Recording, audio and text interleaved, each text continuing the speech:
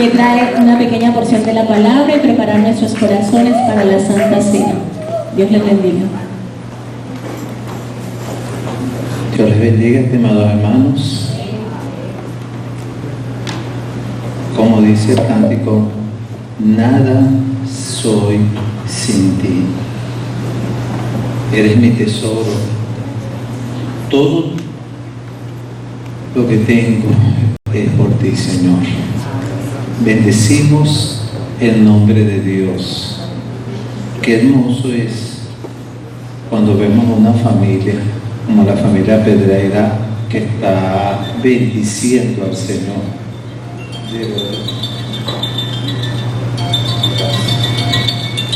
Listo, disculpen. De verdad es una gran bendición poder estar delante de la presencia de Dios. Hoy, hermanos, como todo primer domingo de mes, vamos a hacer el recordatorio, que es la participación de la Cena del Señor. Por ello, le pido a aquellas personas que nos visitan, aquellas personas que no han experimentado un nuevo nacimiento, que es a través de la obra redentora de nuestro Señor Jesucristo, que por favor no participen. Llegará el momento en sus vidas que van a poder participar. Le invito a abrir sus Biblias en el Evangelio de Mateo, capítulo 26. Evangelio de Mateo, capítulo 26.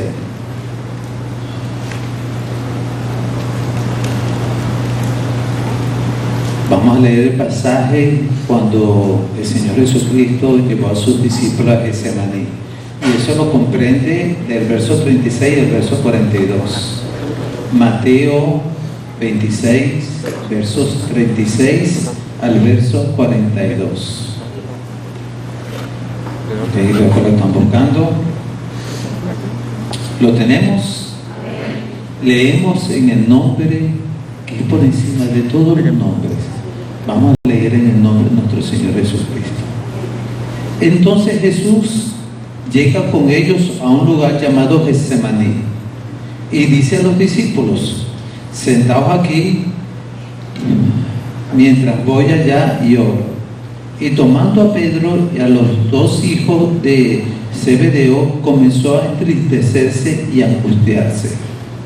Entonces les dice: mi alma está sumamente triste hasta la muerte.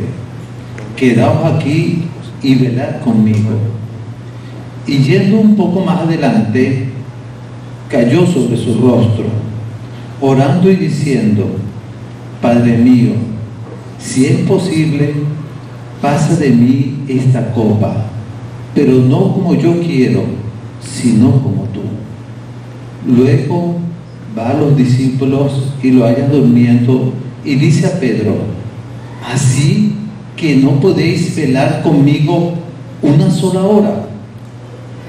Velad y orad para que no entréis en tentación. En verdad, el espíritu está dispuesto, pero la carne es débil. Y yendo de nuevo, oró por segunda vez diciendo: Padre mío, si no puede pasar esto sin que lo beba, hágase tu voluntad. Oremos. Bendito Dios. Gracias. Gracias por tu obra redentora, Señor. Sabemos que no estás en el sepulcro. Sabemos que reina en gloria y en soberanía. Sabemos, Señor, que eres el Rey de Reyes y Señor de señores. Gracias por todo lo que has hecho. Gracias por lo que sigues haciendo. Y gracias por lo que harás. En el nombre que es por encima de todos los nombres de nuestro Señor Jesucristo. Amén y amén. Les voy a pedir a los hermanos que pasen adelante, que vamos a empezar, debido a la gran cantidad de personas que hay, vamos a empezar a entregar los utensilios de la Cena del Señor.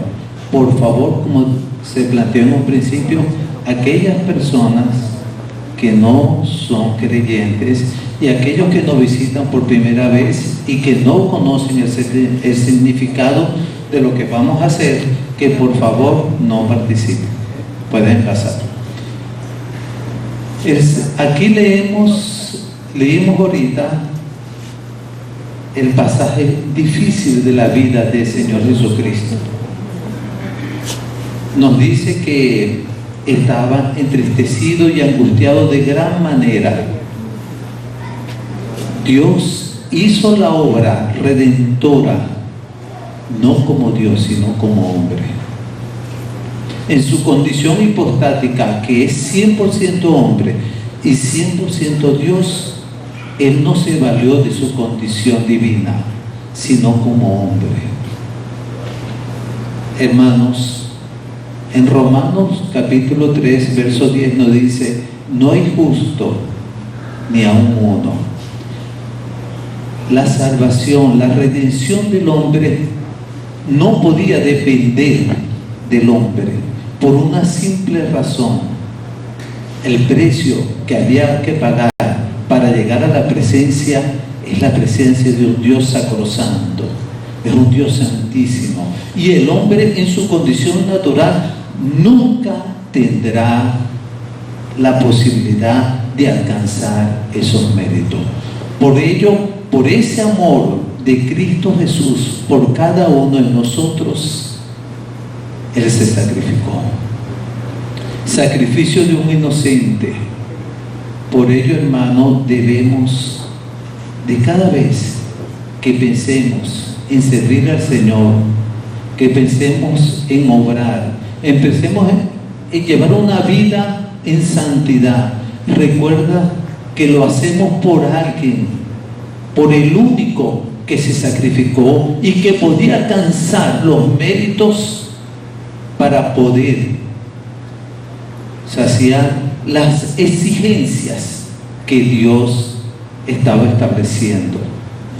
No hay justo, no hay quien haga lo bueno.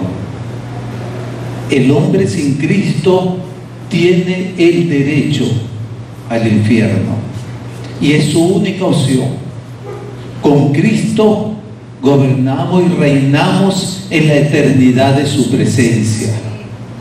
Por ello, hermano, es que cuando prediquemos la palabra de Dios, debemos tener siempre presente que el precio que se pagó fue muy alto.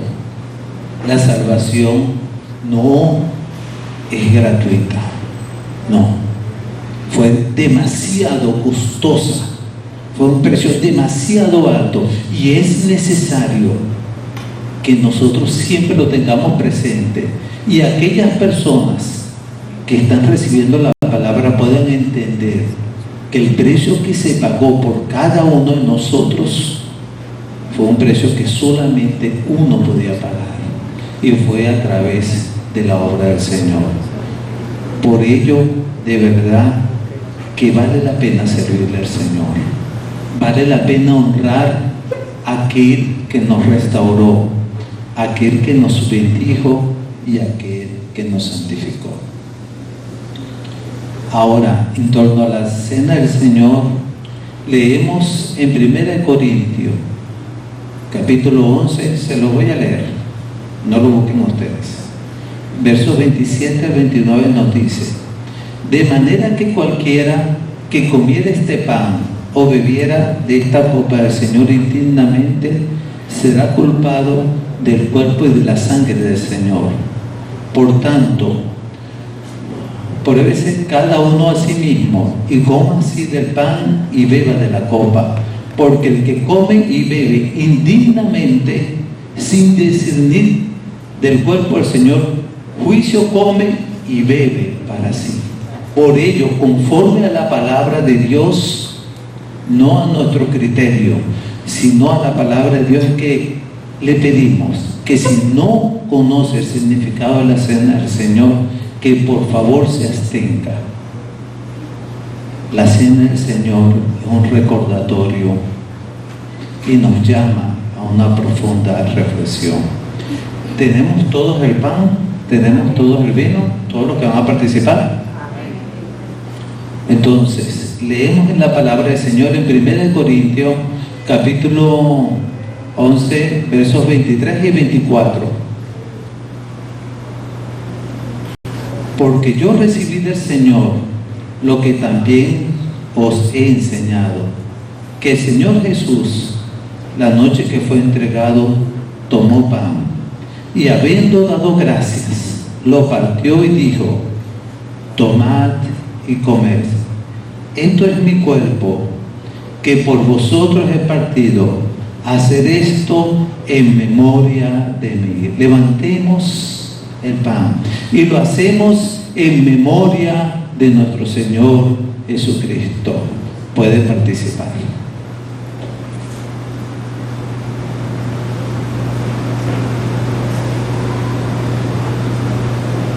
Gracias. Gracias, Padre, por la bendición, por el compromiso, Señor. Gracias por la responsabilidad de poder, Señor, conmemorar lo que tú has realizado por nosotros. Y continuando en la lectura de la palabra de Dios, nos dice en el verso 25 y verso 26: asimismo también tomó la copa después de haber cenado, diciendo: esta copa es el nuevo pacto en mi sangre. Haced esto todas las veces que la bebéis en memoria de mí. Así pues, todas las veces que comereis este pan y bebiereis de esta copa, la muerte, Señor, anunciáis hasta que Él venga. Señor, lo hacemos en tu nombre, anunciando, Señor, tu obra y tu venida. Lo hacemos, Señor, y ayúdanos a hacerlo en la santidad, Señor, de tu presencia, en el nombre de nuestro Señor Jesucristo. Puede participar. Gracias, Padre. Gracias, bendito Dios, por ayudarnos. Gracias por estar presente, Señor, en todo momento. Gracias por tu amor, Señor. Te pedimos aquí en este momento de solemnidad, bendito Dios, que nos ayudes a través de tu Santo Espíritu para serte fiel, para caminar en tus caminos, para servirte, para honrarte, para que nuestros labios hablen de ti, para que nuestras vidas den testimonio, Señor. Si estamos, Señor, en una situación de hermanos en pecado, te pido que los restaures. Te pido que los ayudes, Señor, porque las puertas tuyas siempre están abiertas para cada uno de nosotros. En el nombre que es por encima de todos los nombres, Señor. Gracias. Amén, Señor, y amén. Gracias. A ver, mis hermanos, continuamos con la prédica o las prédicas que venimos haciendo de manera expositiva acerca de la carta del apóstol Pablo a las iglesias en Galacia. Vamos a Efesios capítulo 2 y vamos a hacer un recuento rapidito para entrar en contexto de lo que aquí Gálatas. ¿Y Efesios? Sí. Ah, bueno, podemos hacer un recuento de Efesios. Qué bueno. Esa era la intención, para saber si estaban pendientes. Atentos. Ok, vamos entonces con Gálatas capítulo 2. Y para entrar en contexto de lo que aquí estaba sucediendo, es que dentro de la iglesia, dentro de estas iglesias, porque hemos entendido que no es una sola, hay varias iglesias dentro de la iglesia en Galacia, porque va a dirigir esta carta, estaba sucediendo algo bien particular, y era que hermanos que eran judíos que habían creído en el Señor Jesús estaban trayendo su cultura y estaban trayendo lo que ellos creían antes de ser cristianos para la iglesia. Y es lo que la Biblia y Pablo habla acerca de los judaizantes. Vamos a hablar, para poder entender un poquito aquí, hay términos que cuando hablamos de gentiles dentro de la iglesia, ellos eran gentiles, porque Pablo mismo dice en la palabra que ya no son judíos, ni griegos, ni son de otra cultura, sino que todos ahora somos ¿qué? Cristianos. Entonces, pero aquí se hace una distinción para estar claro del problema que estaba pasando dentro de la iglesia. Entonces vemos a unos cristianos judíos que estaban diciendo: Pablo, estás enseñando la verdad acerca de que Jesús es el Señor y Salvador, pero falta otra cosa. Y ellos estaban insistiendo en que los cristianos gentiles tenían que circuncidarse. Entonces, cuando estamos hablando acerca del problema que aquí está ocurriendo, y cuando nos hemos parado aquí a hablar acerca de los judaizantes, no estamos haciendo antisemitismo. Amamos a Israel, oramos por el pueblo de Israel, pero más amamos al Dios de Israel y más creemos en el Dios que llamó a Israel como un pueblo para mostrarse como el único y verdadero Dios. Entonces, aquí estaba ocurriendo, en la iglesia estaba ocurriendo un problema. Estaban viniendo hermanos como los que se conocen, y lo vamos a ver y que hemos visto, lo que han visto Cairo, lo que se conoce como un bagaje cultural. Ellos estaban trayendo sus costumbres y de lo que ellos habían aprendido a la iglesia y querían que los gentiles también lo aplicaran. Ahora bien, en este problema que allí había, que estaban trayendo el bagaje cultural, Pablo se da cuenta del problema que aquí estaba ocurriendo e inmediatamente, como vemos y hemos visto en los inicios de esta carta, Pablo lo inicia de una manera directa. Él no está saludando y agradeciendo por los hermanos, sino que va directo al problema. Y es lo que hemos visto y lo vimos en el capítulo 1. También vimos en el capítulo 1 cómo Pablo está defendiendo su ministerio y defiende su apostolado. ¿Por qué? Porque estos cristianos judaizantes o cristianos judíos, ellos estaban diciendo: Pablo les dijo ciertamente la verdad acerca de Jesús, pero como hace falta otra cosa, Pablo realmente, él no tiene los méritos suficientes para hablar acerca de la salvación. Entonces Pablo dice: ya va un momento, el mismo que me llamó a mí cuando yo iba camino a Damasco, que fue el que me llamó, que es el Señor Jesús, y el que me dio el mensaje acerca de que Él era el único Salvador, es el mismo Jesús que llamó a Pedro. Es el mismo Jesús que lo llamó a él para predicarle el Evangelio a los judíos, y a mí me llamó para predicarle a los gentiles. Y eso lo podemos ver en Gálatas capítulo 2, verso 9. Busquémonos un momentico, Gálatas capítulo 2, verso 9. Amén. Y dice: y reconociendo la gracia que me había sido dada, Jacobo, Cefas, que es Pedro, y Juan, que eran considerados como columnas, nos dieron a mí y a Bernabé, que está hablando aquí Pablo, la diestra en señal de compañerismo, para que nosotros fuésemos a los gentiles, ¿sí? Pablo y Bernabé, y ellos, es decir, Jacobo, Cefas y Juan, de la circuncisión, es decir, a los judíos. Solamente nos pidieron, aquí no estaban exigiéndole que les enseñaran la cultura judía, sino solamente nos pidieron que nos acordásemos de los pobres, lo cual también procuré hacer con diligencia. Entendemos aquí Pablo defendiendo su ministerio. Mira lo que aquí está pasando, un problema que hay cristianos que quieren introducir la cultura judía dentro de la iglesia. Y la semana pasada que nos habló nuestro hermano Cristian es acerca de Pablo, cómo reprende a Pedro en Antioquía. ¿Qué estaba pasando allí? Pedro estaba siendo un hipócrita dentro de la iglesia. ¿Por qué? Porque él se estaba comportando como un gentil, convivía como los gentiles, pero cuando llegaban los cristianos judíos, ¿qué hacía él? Se levantaba y se iba donde los judíos y rechazaba a los gentiles. Entonces, ¿Qué estaba pasando aquí nuevamente con Pedro, que le explicó nuestro hermano Cristian la semana pasada? Recordemos que Pedro, por temor también a ser condenado a muerte, al momento en que Jesús es entregado, él tuvo temor y lo negó 3 veces, ¿cierto? ¿Qué estaba pasando aquí?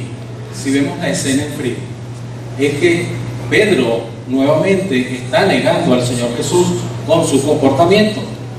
Él dice en las Escrituras que él se apartaba de los gentiles por temor a los judíos, por temor a los judaizantes. ¿Qué estaba temiendo Pedro? Estaba temiendo que él sabía lo que le había pasado al Señor Jesús. Él sabía que los judíos habían condenado al Señor Jesús.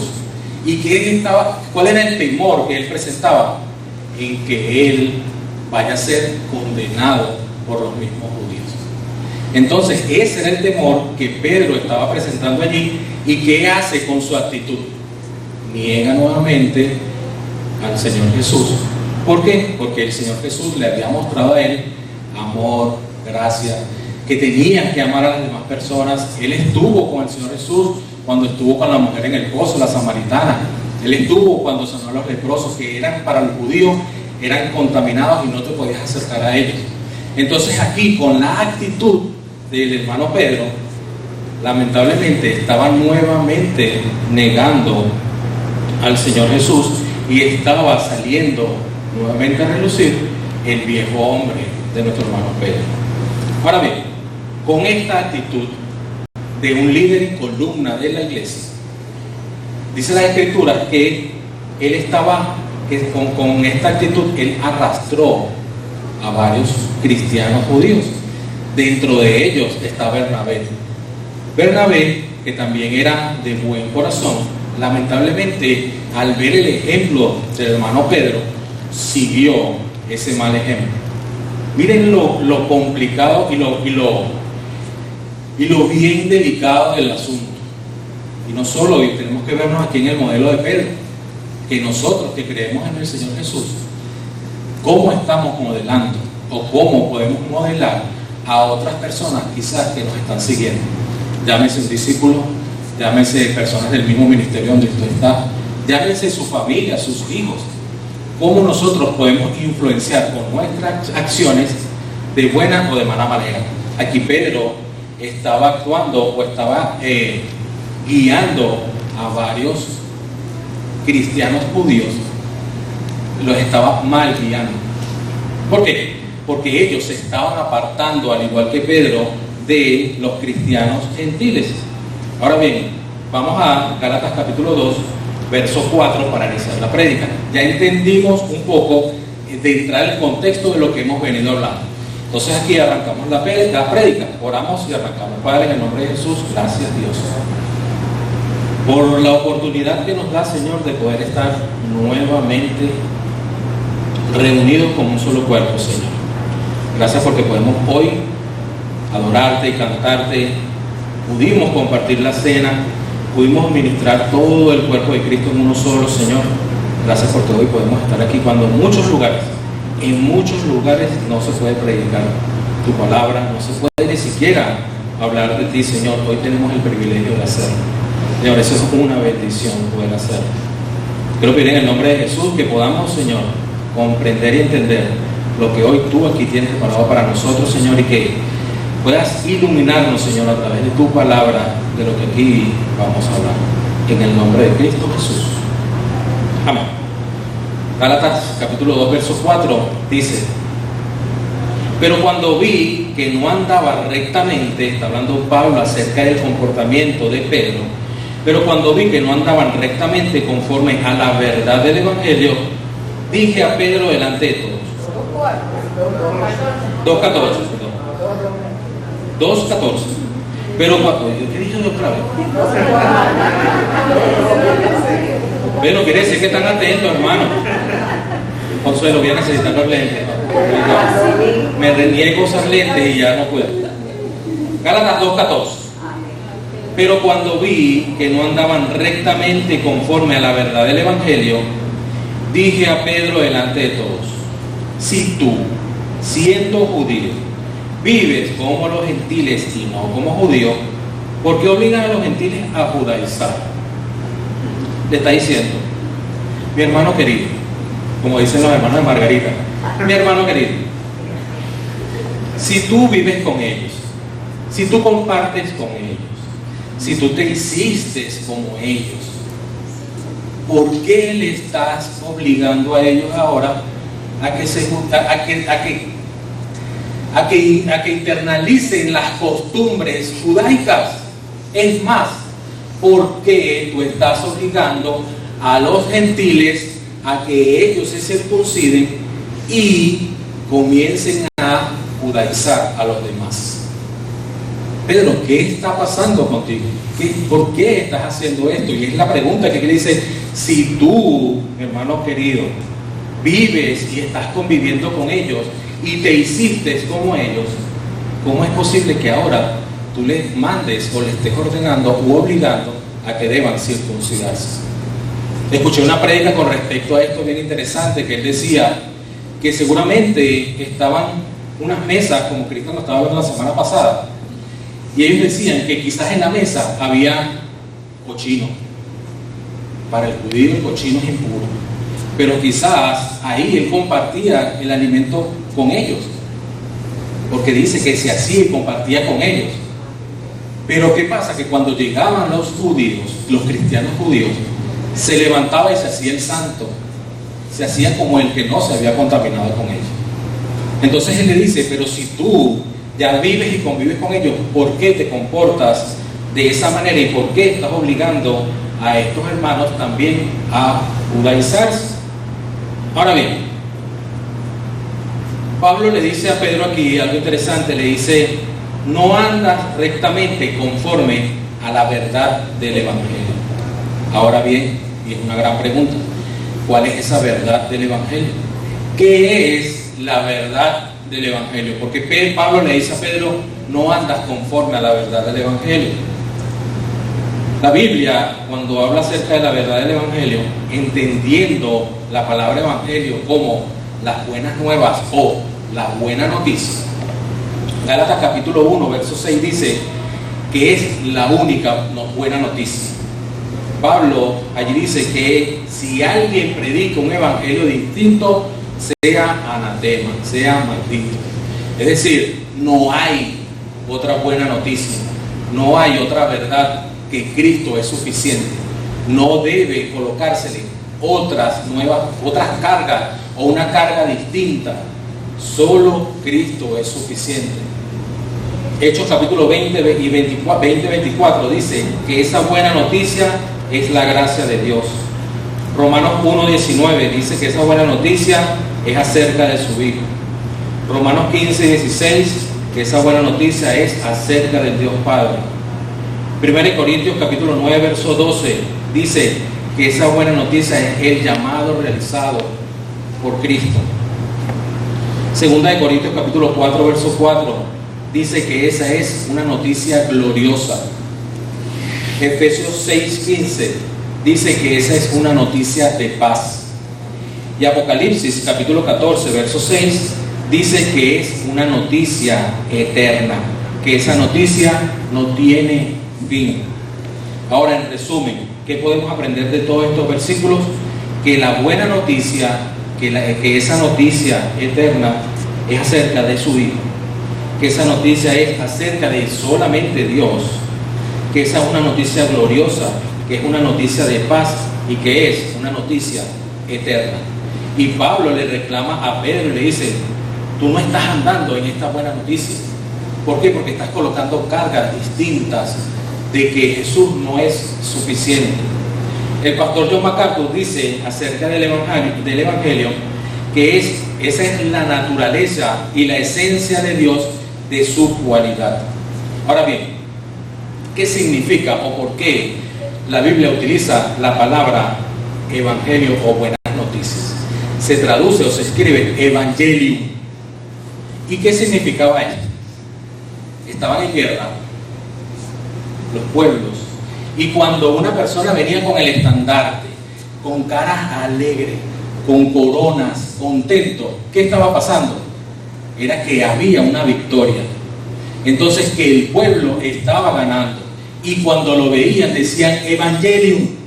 Es decir, hay buenas noticias. ¿Por qué? Porque hay victoria. Entonces cuando se dice que el Evangelio es unas buenas noticias, es porque se obtuvo una victoria. ¿Dónde se obtuvo la victoria? En la cruz del Calvario, cuando Cristo murió por nuestros pecados y al tercer día gloriosamente se levantó. Esa es la buena noticia, que es eterna y que es para siempre. Amén. Ahora bien, Pedro no estaba conforme a esta verdad. Y vemos lo que Pablo le dice en el capítulo 1, verso 7, porque era lo que Pablo tenía que reclamar a la iglesia. Capítulo 1, verso 7 dice: algunos, bueno, no era toda la iglesia, algunos están pervirtiendo el Evangelio. ¿Por qué? Porque ya no era solo Jesús, ya era solo Jesús y otra cosa. ¿Recuerdan la sumatoria o la fórmula? Gracias, Darwin, otra vez. La fórmula que nos enseñó Eiler: Cristo más obras igual nada. Cristo más nada igual a todo. Pablo está aquí tratando y procurando demostrar esa fórmula. De que, Pedro, ¿qué fórmula estás agregándole tú? ¿Qué estás incluyendo tú acerca de la salvación? ¿Qué más puede hacer el hombre para ganar la salvación? Ahora bien, versículo 15, 2:15, dice: nosotros, Pablo hablándole aquí directamente a los cristianos judíos que estaban judaizando la iglesia, le está diciendo: nosotros, judíos de nacimiento y no pecadores de entre los gentiles. Costumbre del pueblo judío era que como ellos habían sido el pueblo escogido por Dios, ya ellos no eran pecadores. Esa era la enseñanza que ellos tenían. Es decir, ya nosotros somos un pueblo escogido, ya nosotros no pecamos. ¿Recuerdan cuando estaba el cobrador de impuestos y estaba ¿quién? El cobrador de impuestos y el fariseo orando, y él dice: gracias Dios porque no soy como el cobrador de impuestos? Vean la comparación que él está haciendo y la humildad que tiene. Gracias porque yo no soy como él, yo no tengo pecado delante. Y él dice la palabra que él se para, él entra y está parado de pie, ni siquiera hay humildad en él. Gracias que no soy como él. ¿Y qué hizo el cobrador de impuestos? Pues en su oración: Señor, perdóname. Ni siquiera entró: Señor, perdóname porque yo soy un pecador. Entonces vean la costumbre que tenía el pueblo judío, de que ellos, además de que por haber sido escogidos no eran pecadores, ellos pensaban en sus costumbres que todos los demás que estaban fuera de lo que era el pacto eran considerados como perros, y además que ellos no tenían, iban a ser condenados porque no tenían al Dios verdadero, y ellos no tenían por qué esperar al Mesías. Además, ellos decían que hablar como un gentil para ellos, para su cultura, era pecado, y además que el Dios de Israel era solo para Israel. El Dios de Israel no podía ser el Dios de las demás naciones.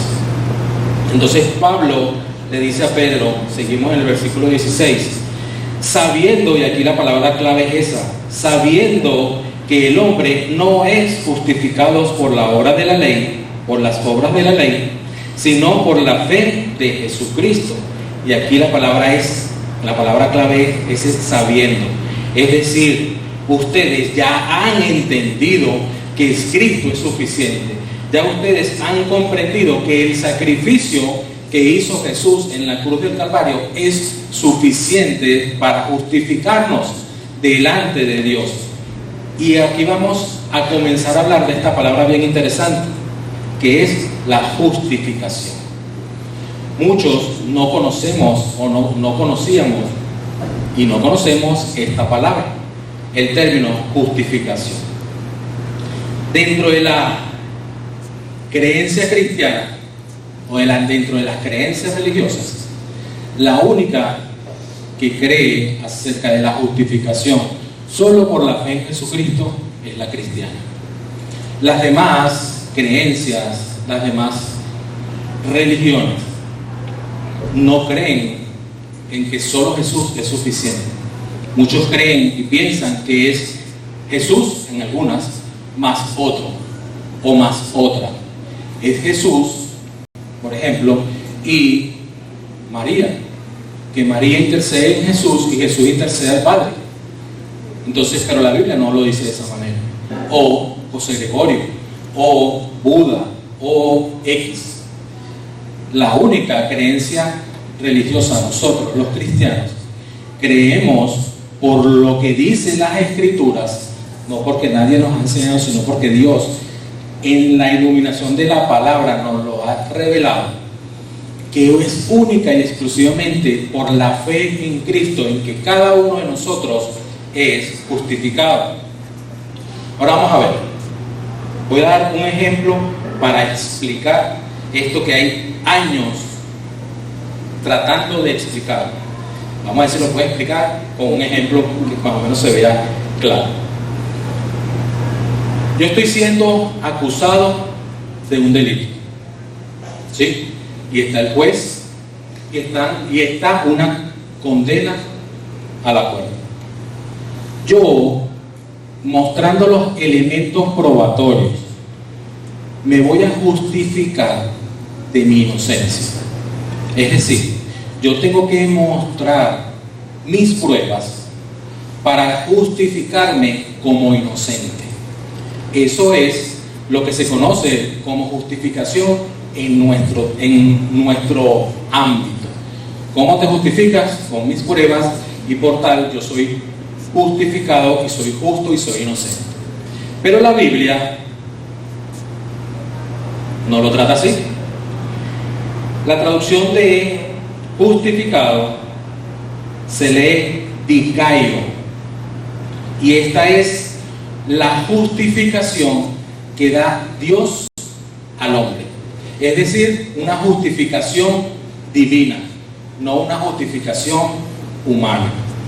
Entonces, Romanos 5:1 nos dice: por tanto, habiendo sido justificados por la fe, tenemos paz para con Dios por medio de nuestro Señor Jesucristo. Es decir, nosotros no nos justificamos nosotros mismos. Es Jesús quien nos justifica. Es Jesús quien nos hace justos delante del Padre. ¿Sí? Es Él, por medio de Jesús, que Dios nos dice: está bien, yo te acepto, tú eres justo, tú eres inocente. Ahora bien, Romanos 8, 33 y 34 dice: ¿quién acusará a los escogidos de Dios? Dice la palabra: Dios es el que justifica. Es decir, Dios fue el que presentó el elemento probatorio. Y el elemento probatorio de nuestra justificación se llama Jesús. ¿Quién es el que condena? Porque alguien tiene que pagar ese delito. Alguien tiene que sufrir el castigo por el delito. Cristo Jesús es el que murió, ¿sí? Más aún, el que resucitó, el que además está a la diestra de Dios, el que también intercede por cada uno de nosotros. Cuando Dios, quien es el que justifica, Él no nos va a ver a ninguno de nosotros. Él va a ver es el sacrificio que hizo Jesús en la cruz del Calvario, y que nosotros hemos aceptado, que nosotros nos hemos arrepentido porque el Espíritu Santo nos ha convencido de justicia, de juicio y de pecado, y que nos convenció de que necesitábamos un Salvador para poder restablecer la relación entre Dios y el hombre. Y Él es el que presenta el elemento probatorio. Por ello, cuando tú estás frente a Dios, Dios no te está viendo a ti, porque nosotros, delante de la presencia de Dios, en nuestra naturaleza, sencillamente somos culpables. ¿Por qué? Porque la paga del pecado es muerte, y nosotros, o todo aquel que nació después del Edén, menos el Señor Jesús, es culpable. ¿Por qué? Porque traemos la semilla del pecado desde el Génesis. Ahora bien, ¿qué hizo Dios para justificarnos? Romanos capítulo 3, versos 23 y 24. Dice: por cuanto todos, no algunos, no los judíos o no los gentiles, no, aquí está hablando de todos. Por cuanto todos pecaron y están destituidos de la gloria de Dios, siendo justificados gratuitamente por su gracia. Es decir, no merecíamos, que es el significado de gracia, no merecíamos ser justificados, pero sin embargo, Dios en su amor, en su gracia, en su misericordia, es quien mostró el elemento probatorio que es Jesús. Y dice, siendo justificados gratuitamente por su gracia, mediante la redención que es en Cristo Jesús. Ejemplo, sigo con el preso. Estamos presos en nuestros delitos y pecados, y hay una reja, una celda. Nosotros, humanamente, no podíamos mostrar un elemento probatorio para justificarnos y ser declarados libres o justos. ¿Qué hizo el Señor Jesús en ese momento? Dijo, yo pago por esta persona.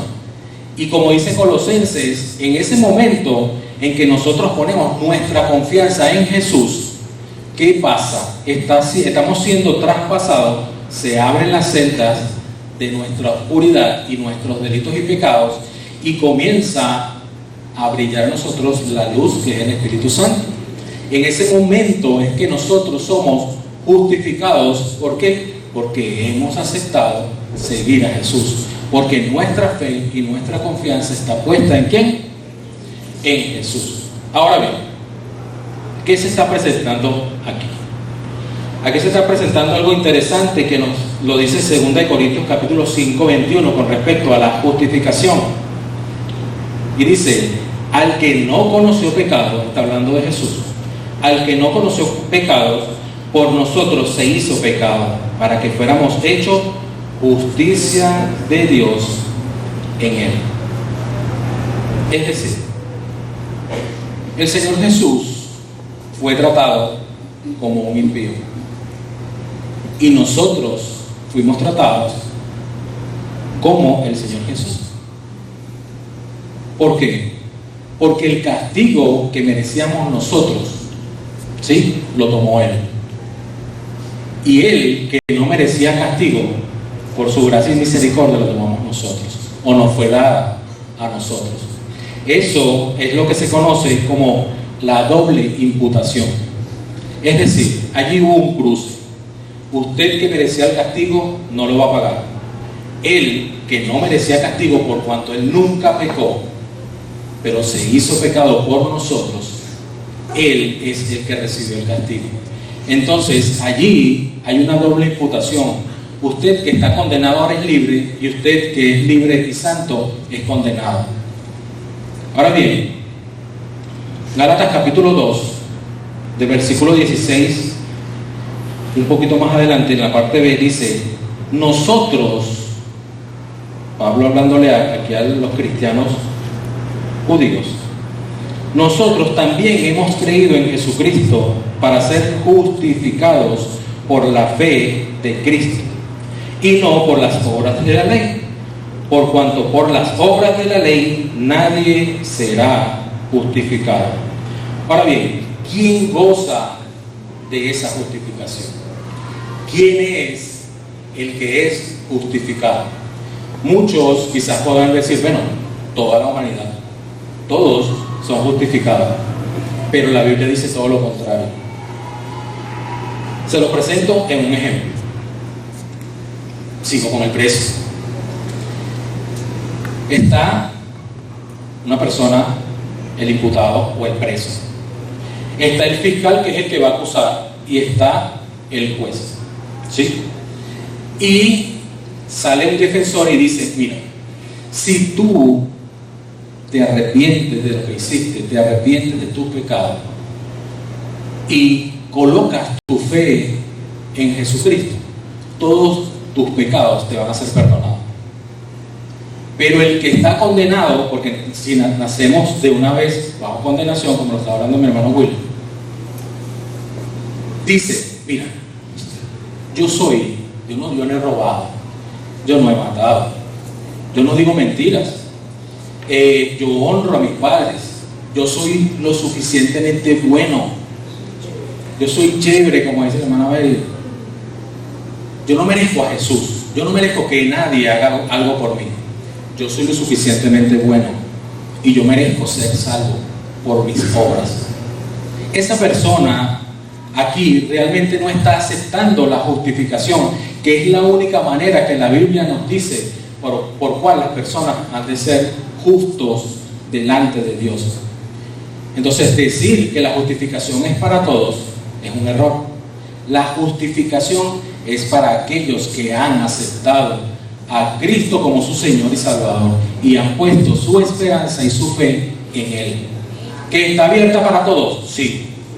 Pero cada una de las personas tiene que arrepentirse y tiene que hacer las cosas no como ellos digan o como quieren, sino como la Biblia así lo establece. Versículo 16 para terminar, y Danielita, por favor, para que me tengas el video allí. Dice: nosotros también hemos creído en Jesucristo. Le está diciendo a ellos, a los judíos: nosotros hemos entendido de que las obras de la ley no son necesarias. Nosotros hemos comprendido que Jesús no necesita un más o no necesita un plus. El sacrificio de Jesús fue suficiente. Y él dice: para ser justificados por la fe en Cristo y no por las obras de la ley. Daniela, ¿puedes colocar por favor el video? Aquí se va a tratar de, para terminar el video con minorita, para procurar entender un poco más acerca de cómo es esa justificación que hizo Cristo Jesús por aquellos que han aceptado y han colocado su fe y su esperanza en Él, que han aceptado ser justos delante de Dios. ¿Qué vemos allí? Que son los méritos, a través de los méritos de nuestro Señor Jesucristo, que Dios Padre nos verá justos. No por lo que hagamos. No estoy diciendo que las obras sean malas. Santiago habla acerca de que la fe sin obras es muerta, y habla acerca de que tenemos que nuestra fe es que nuestras obras son producto de nuestra fe. Las obras no son para la salvación, pero sí son muestra de que somos salvos. Entonces, nosotros que hemos creído en el Señor Jesús no necesitamos otra carga. Y lamentablemente, los que hemos venido de otras religiones o de otras creencias religiosas, queremos dentro de la iglesia cristiana también colocar cargas o colocar bagajes culturales, como le estaban haciendo los cristianos judíos en la iglesia en Galacia. Ellos querían judaizar dentro de la iglesia sabiendo que Cristo era suficiente. Pero dentro de las iglesias hoy día cristianas traemos tanto bagaje cultural que queremos imponerle quizás a los nuevos creyentes cosas que la Biblia no lo establece, que queremos imponerle a los hermanos cosas que la Biblia no lo estipula como tal. Entonces, esto para nosotros también tiene que ser una enseñanza de que Cristo es suficiente. El Señor Jesús es suficiente, no necesitamos cargas adicionales. O las obras son necesarias. ¿Por qué? Porque allí tú vas a poner en manifiesto lo que el Señor Jesús hizo por ti. Si Él vino y sirvió, ¿quiénes somos nosotros para no hacerlo? ¿Quiénes somos nosotros si Él, siendo eterno y grande, se hizo pobre para servirnos? ¿Quiénes somos nosotros para no poner en servicio o en práctica lo que el Señor Jesús nos quiere enseñar? Oramos. Padre, en el nombre de Jesús, te doy gracias por este día. Gracias, Dios, enseñarnos, Señor, que tú eres suficiente, que no necesitamos absolutamente nada, Señor, para ser justos o justificados delante de ti, Dios Padre. Gracias, Padre, por enviar la justicia, por enviar tu justicia, que es Jesús. Gracias por justificarnos delante de Él. Gracias porque por ese intercambio no podíamos nosotros mismos no podíamos hacerlo, Señor. Solo tú, Dios Padre. Gracias, Espíritu Santo, por habernos convencido de que necesitábamos de ese Salvador, que necesitábamos justificación delante del Padre para restablecer nuevamente esa relación que se había roto en el Edén. Padre, en el nombre de Jesús te quiero pedir que si aquí, en esta sala, en este momento, hay personas que quieren ser justificados, que necesitan de la justicia de Dios, que necesitan de tu justicia, y que ellos piensan que con su justicia es suficiente, Espíritu Santo, convéncelo de ese error. Y sé tú ministrando en sus corazones, y que ellos puedan, de una manera genuina, Señor, con tu ayuda, reconocer que son pecadores, reconocer que necesitan de ti, que ellos puedan decir: Señor, soy un pecador, me arrepiento de mi vida, me arrepiento de mis pecados, pido que me comiences a guiar, Espíritu Santo, te acepto como mi único y mi suficiente Salvador y Dios.